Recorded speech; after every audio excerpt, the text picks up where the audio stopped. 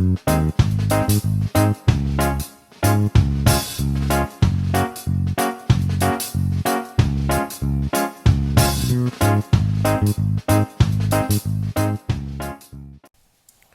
araw po sa inyo mga ka-Chamberlain, kamusta po kayo? Bali ngayon ang pag-uusapan po natin yung mga respiratory problems ng mga 3 months, 4 months pataas. Yan po yung kadalasan na tinatamaan po ng CRD, tinatamaan po nung infectious coryza. Bali alam naman po natin yung CRD, ayan po yung parang gumaganon po yung alaga natin ng mga cockerels, yung mga 3 months, 4 months pataas. Tapos po yung infectious coryza na as early as 1 month, nagkakaroon na po sila niyan. Ayan po yung sa una, sipon lang. Tapos pagkatapos ng mga 2 months nila, pipikit-pikit na po yung mata nila. Habang umiidad sila hanggang mamagana po. Yan po yung infectious coryza. Yan po yung pag-uusapan natin ngayon mga ka-Chamberlain. Alam niyo po mga ka-Chamberlain, yung chronic respiratory disease o yung CRD, yan po yung naririnig natin na parang merong plema, gumaganon po yung mga alaga natin. Pangkaraniwan, tawag po natin dyan yung mga halak. Sabi nga po ng mga vet, iba na yung mga bakterya ngayon kaysa noon, kaya marami na rin po na manufacturer ng mga antibiotiko na mas pinatapang pa po nila yung mga gamot. Kasi po katulad po nung parang nai-immune o hindi na po kaya ng mga lumang antibiotiko ngayon yung mga ganyang klaseng sakit.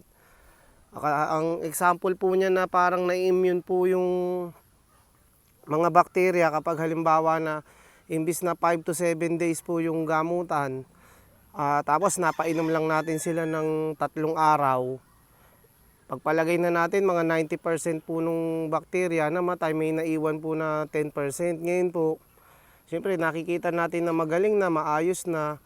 Hindi po natin alam na yung 10% na po na yun, nag-i-evolve, nagmo-multiply, mas lumakas po sila, yung resistance po nung bacteria lumakas po dun sa binigay nating gamot na nabitin.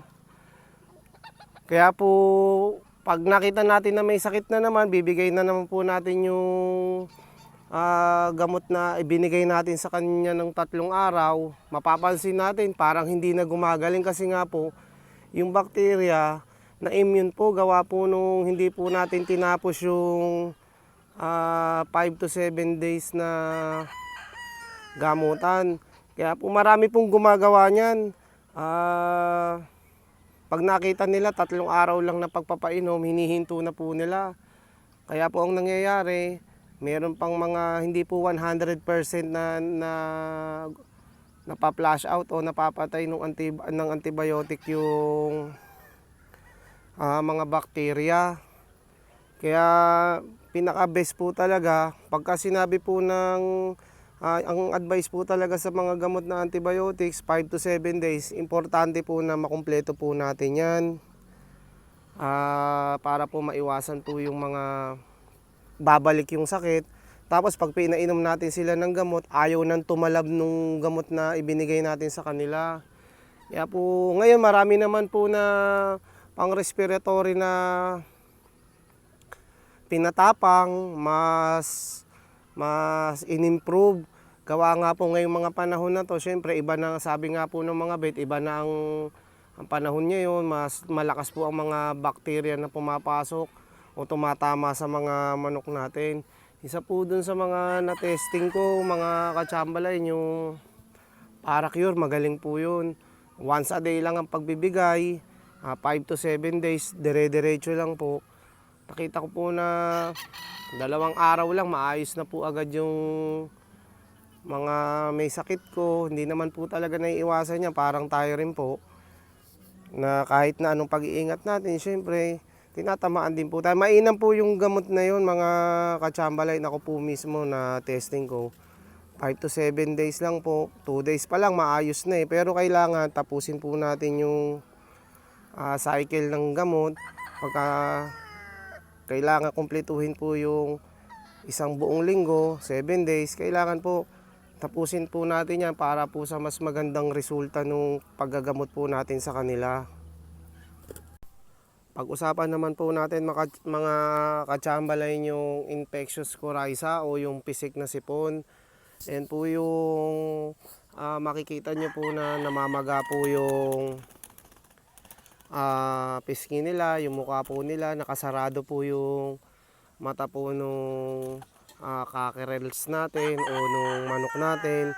Ganyan po yung unang makikita nyo na pikit po yung mata niya, na namamaga po yung mukha. Alam nyo po, yan ang pinakamabisa po na prevention po talaga dyan is yung pagbibigay po natin sa kanila ng coryza vaccine.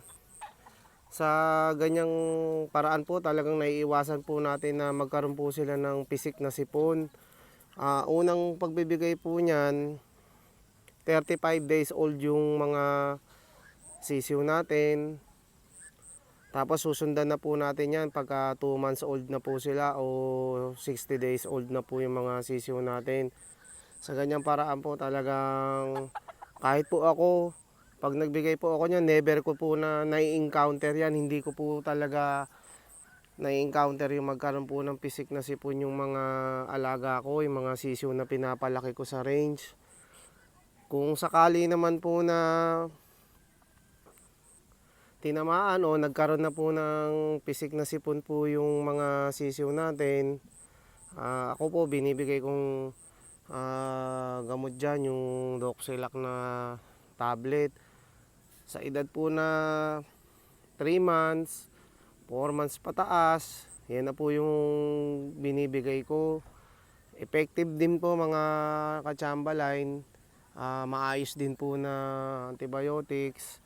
Kaya lang po syempre, mas ina-advise ko po sa inyo na mag-prevention po tayo kaysa po bumili po tayo ng mga antibiotiko. Syempre magastos din po yung pagbili po ng mga antibiotics kumpara po sa presyo po ng mga prevention o bakuna. Isipin po natin kung meron po tayong 10 cockerels, tapos nagkaroon po sila ng pisik, bibili po natin sila ng gamot, magastos din po. Kaya mas nakaka-menos po tayo, mas nakaka-save po tayo ng pera kung magpe-prevention tayo, kung magbabakuna po tayo.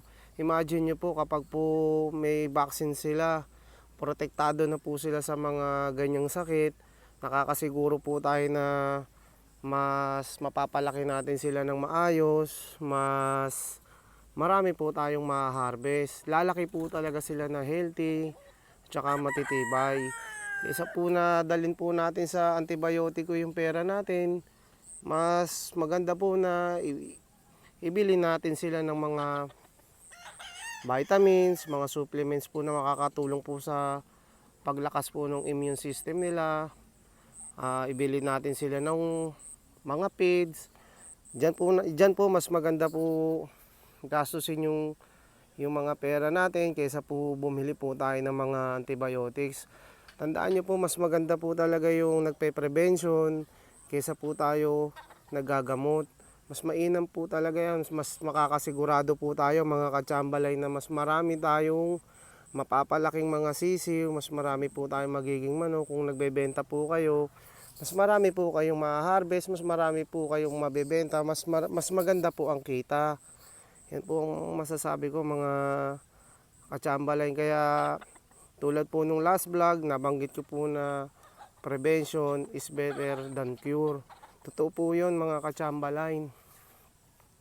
Ayan po yung mga sisiw ko sa range, katatapos lang po nilang kumain. Yan, naggagala-gala sila. Ayan po mga katsambaline, bali nakapag-share po ako ulit sa inyo ng ilang guides, tips at saka pointers po sa pag-aalaga po natin ng mga sisiw na pinalalaki.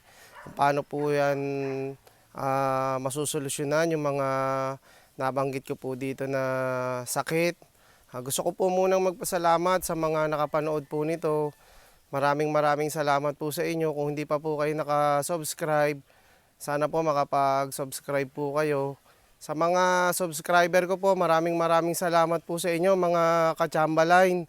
Ingat po tayo palagi. God bless po.